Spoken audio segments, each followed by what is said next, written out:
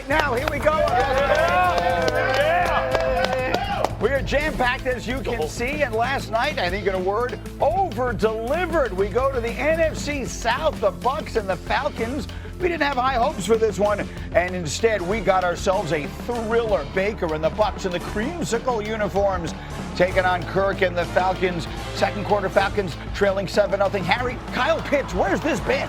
Well, I don't know, Grinny, but last night it was in full throttle. I'm going to show you why he got so wide open a little later. Falcons tie the game at 7, and then J-Mac, how about a wide open Pitts here for the 17-yard touchdown? At some point, you may want to come to the tight end that is scorching your defense. Cover 3, he finds that crease, and it's another touchdown for me.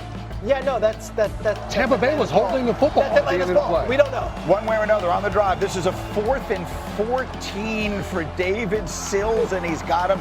Kirk was 373 yards and 3 touchdowns, and you know what's coming.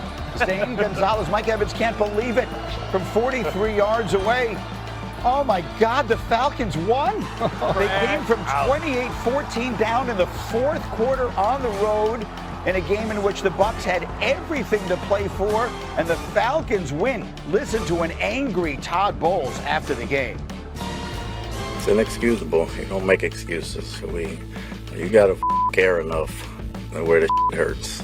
You gotta care enough where the hurts. It gotta mean something to you. It's more than a job. It's your livelihood. How well do you know your job? How well can you do your job? Well, you can't sugarcoat that. It was inexcusable, and there's no answer for it. There's no excuse for it. That's what you tell them in the locker room. Look in the mirror. We have talent. Talent doesn't get you shit, though. Doing the work and executing on game days does, and we didn't do that today. Like I said, I did not do that. They're mad. He took a lot of that on himself, in case it didn't seem that way from that particular soundbite. He pointed the finger directly at himself after the game. You don't hear Todd Bowles talk like that very often. Peter, what's the first thing you said to me? It is the single worst loss that any team has suffered this entire NFL season. You consider the stakes and what was that cost you? That's an eliminated team already, the Atlanta Falcons. They're playing without Drake London, their best wide receiver. And late in this game, Atlanta had a 2nd and 18 and throw an incomplete, but there was a penalty. So they say, we'll accept the penalty, the Bucs say, to make it 2nd and 28. Okay, guys, it's 3rd and 28. 3rd and 28. And they allowed this out of the backfield, big chunk. Then you have a 4th and 14. An inexplicable David Sills finds the opening, gets it, and they lose this way. Honeyhole. A hard loss. They were up 14 points in the fourth quarter to a team that's already been eliminated at home. And oh, by the way, the Falcons had 19 penalties last night. Inexplicable. If you're a Tampa Bay Buccaneers fan, you are sick. If you are a Carolina Panthers fan, you wake up and the sun is shining in Charlotte this morning. Yeah, they played twice in the last 3 weeks, those two teams, the Buccaneers and the Panthers, and that will decide the division. It definitely will, and the Panthers are looking, like you just said, fired up. I just don't understand. You're watching that game last night, and everything the Falcons did, I'm watching, I'm like, oh yeah, they want to lose this game. All the penalties, all of the mistakes they made, Bijan Robinson fumbling the football, you're like, this game is over. I was ready to go to sleep, and there you saw the Atlanta Falcons win. A couple more quick takes. I want to get to some other things, but you're my resident Falcon. What did you take away from last night? Number one takeaway. Well, number one, I thought the Tampa Bay Buccaneers did a poor job of executing across the board all night long. You had 2 opportunities. You forced fumbles. Darnell Mooney down there in the tight red zone. You don't come up with that football. You sack Kirk Cousins at the end. You don't come up with that football. And Greeny, I have 4 plays to show you why I thought this Tampa Bay Buccaneers team lost the game. Tight end comes in motion. You have communication on the back end. Well, let's say miscommunication on the back end. Nobody runs with Kyle Pitts. So it ends up being a wide open touchdown for the Atlanta Falcons. Then you get down to the fourth quarter. Baker Mayfield, Bart, you talked about this play. Great job by D off of the corner, but Baker Mayfield throws an interception. So yes, he was part of the issue last night as well. Then you have a 2nd and 14. This is the very last drive for the Tampa Bay Buccaneers. You can seal the game right here with the first down. Baker Mayfield, you have to make this throw. Great job by Emeka Ibuka winning his one-on-one matchup, but the football is behind him. You pick up that first down, game is over. And then well, hold on, guys. We're doing a tape here. 4th and 14. You have an opportunity. J-Mac, as this corner, what's your responsibility on 4th and 14? He got to sink to the sticks. You got to get to the sticks. Sink to the sticks. Instead, he's playing up. Kirk Cousins does a great job fitting that football into the honey hole, and it ends up being a first down. So there's an excellent tape, but I think everyone here thinks you're defending the receiver. I don't think, but they played the replay. and the ball is clearly behind the wide receiver. But he's Baker Mayfield, but listen to me, make the throw. Don't just blame the wide receiver. Catch. Make the throw. We could have made That's Emeka Egbuka. How have we talked about him this year as a rookie wide receiver? Outstanding. So, we don't need to quibble over this. He could have made a better throw. He should have made the catch. Either way, they lose the game in ridiculous fashion, and it leaves the Buccaneers very vulnerable to having the division taken away from them. You know what? Let me move on to the next thing. We'll come back to this, but I have to get to what is the story. You said this was the loss of the season? Yeah. The story of the season is Phillip Rivers. He's back. Unimaginably, Phillip Rivers, the 8-time Pro Bowl selection, rejoined the Colts this week, 5 years after retiring. He has not yet been named the starter for Sunday, but Colts head coach Shane Steichen said he is an option to start Sunday against the Seahawks. Let me interpret that for you. Phillip Rivers is starting Sunday against the Seahawks. His return made another old quarterback very happy. I'm not the oldest guy in the league.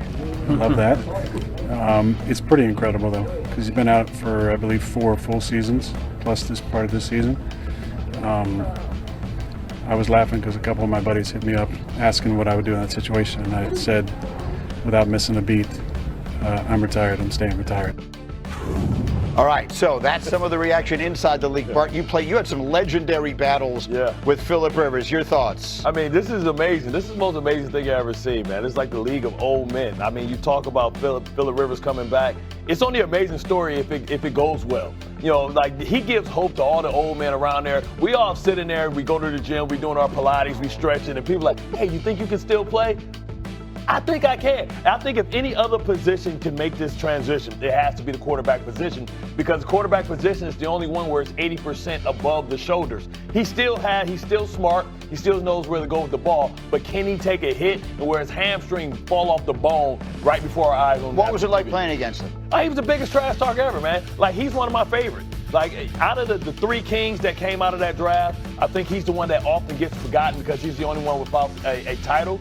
To me, he was one of the best. I would take him sometimes before Eli for sure. I wouldn't take him maybe before Ben, because Ben was just maniacal with his physicality, his ability to have the most punchable face in all of football. But, you know, Phillip Rivers, this is going to be interesting. I want to see it. This will be as amazing as George Foreman winning the title at 45. This man comes back and leads his team to the playoffs. That's probably the right analogy to make in this circumstance. Yeah. Foreman coming out of a long retirement and winning the heavyweight championship. What are the wagering things that come out of this thing, Joe? So you've got a bunch of props up there now, but the book's kind of hedging its bets. Like the passing yardage prop is 151.5. You can take advantage of this, because if he doesn't play at least one snap, all bets are voided. So you get all your money back. So you go under. So if you're betting that he's going to play, I would actually go over on passing attempts, right? Because if he's going to play, he's going to play, assuming he stays healthy. Passing attempts is only sitting at 27.5. Now think about that. You're a 2-touchdown dog against Seattle. You're going to throw the ball less than 28 times in that game. You're going to be getting blown out. You're on the call. You should expect to see that. You're going to have to throw. Teams against Seattle this year, they're averaging 36 passing attempts per game,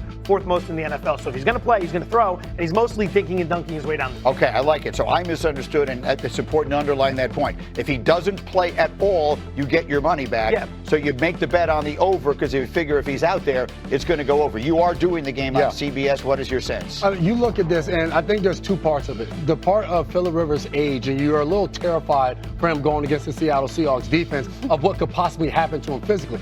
On the other side of it, Phillip Rivers is a father of 10. He's a grandfather. He's also a high school football coach. When he goes out there, you said it's only good if it's amazing and it's successful. I disagree. No matter what happens, if I'm one of Phillip Rivers' players and I'm watching when Phillip Rivers throws a pick, and he's been coaching us to do something this way all season long, I'm calling him up like, Coach, what the hell are you doing? Exactly what you told us not to do, you're doing. So this is a storybook type of thing with him going back into the league. It's amazing. And just to put it into context, one of the best young Seahawks players is their 1st-round pick, Nick Emenwari. Take a look at this. What were you doing in 2004? February 7th, Emenwari was born.